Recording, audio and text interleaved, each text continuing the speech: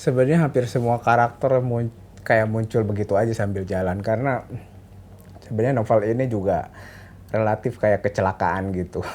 Aku lagi bikin novel yang lain, dan novel seperti biasa aku nulis novel sangat lama ya, 6-7 tahun.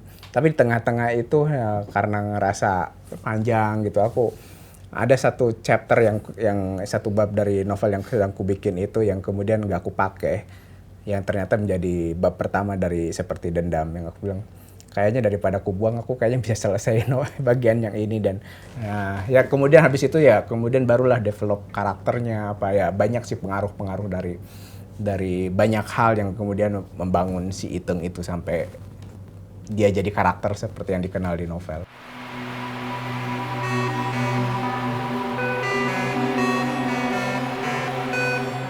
Ada banyak hal yang sangat-sangat menjadi pertimbangan ketika sesuatu lebih lebih enak atau lebih mudah diterima ketika dituliskan, tetapi misalkan kami merasa bahwa itu sulit untuk diterima secara visual gitu.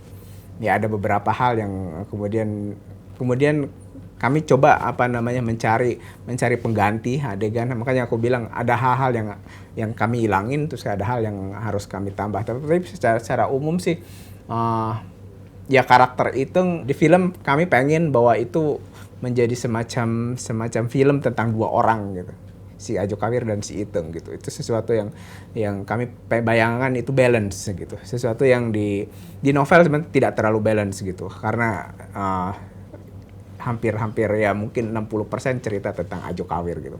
Saya rasa emang ada respon juga sih dari dua novelku yang sebelumnya kan.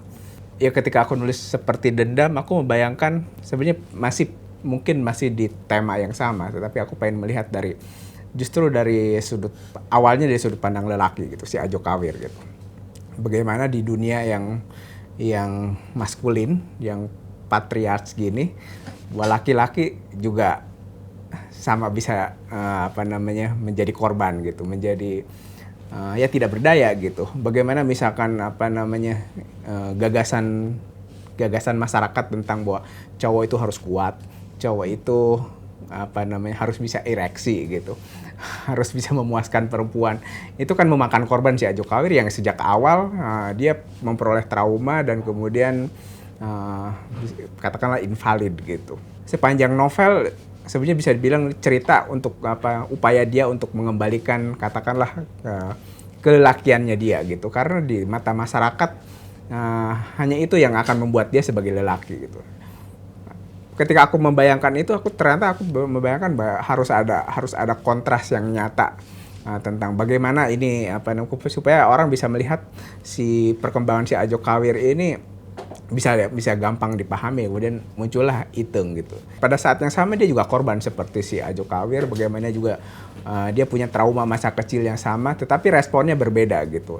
Ketika bikin karakter Iteng emang mungkin sedikit berbeda dengan karakter-karakter di novelku sebelumnya. Dia secara fisik sangat kuat gitu, karena dia latihan silat, dia berani berkelahi. Tapi pada saat yang sama dia juga masih punya utang beban trauma dia. Ya trauma itu masih nyata gitu. Di situ aku mencoba menggambarkan bahwa dunia yang sedikit abu-abu dalam karakter si Iteng gitu.